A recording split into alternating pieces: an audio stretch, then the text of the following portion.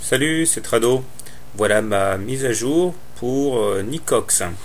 Alors depuis la dernière fois, l'objectif baissier représenté par le bas du canal bleu a malheureusement été atteint. Et c'est ceux qui avaient choisi l'option baissière qui visiblement ont eu raison de le faire. Par contre, à partir de ces niveaux, on voit qu'un rebond technique prend en place, ce qui me permet d'inscrire une nouvelle oblique noire qu'il faudrait vraiment pas casser pour ne pas aller visiter le prochain support à 6,8.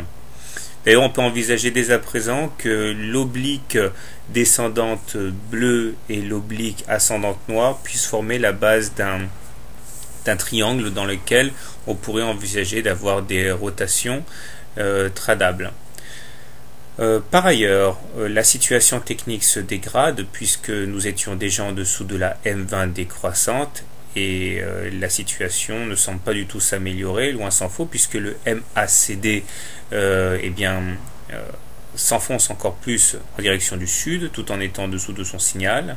Le momentum n'arrive pas à s'affranchir de sa zone de neutralité. Seul le stochastique caresse l'espoir d'une sortie de sa zone de survente, mais c'est pas pour tout de suite, même si le premier pas est fait avec le franchissement du signal stock. On verra. J'ai tracé une fourchette d'Andrews dont la médiane, si elle était atteinte, attirerait les cours aux alentours de 8,80.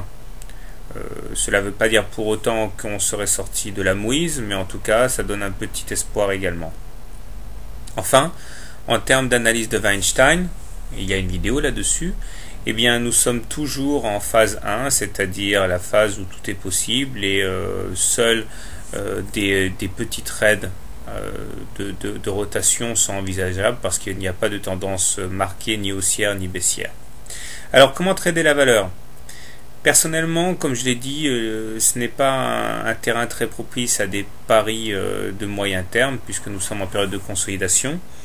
Il demeure que ceux qui veulent rentrer long peuvent le faire sans doute maintenant, disons le plus proche possible de l'oblique noire. L'objectif serait d'aller rallier la médiane de la fourchette d'Andrews, et puis si on a de la chance, pourquoi pas envisager d'aller percuter l'oblique bleue. Par contre, si vous êtes baissier, eh bien, il y a de fortes chances pour que un trade au plus proche de la M20 soit intéressant. Il s'agirait de mettre un stop loss au-dessus de la M20. L'objectif étant bien sûr d'aller chercher le support à 6,8. Voilà, personnellement, je ne vais pas privilégier de trade pour l'instant. Je vais attendre qu'on se rapproche et qu'on teste à nouveau sans doute l'oblique noire, et à ce niveau-là, je pense que j'essaierai de rentrer avec un stop loss très serré pour ne pas se mettre contre tendance. Voilà, bonne semaine et bon trade.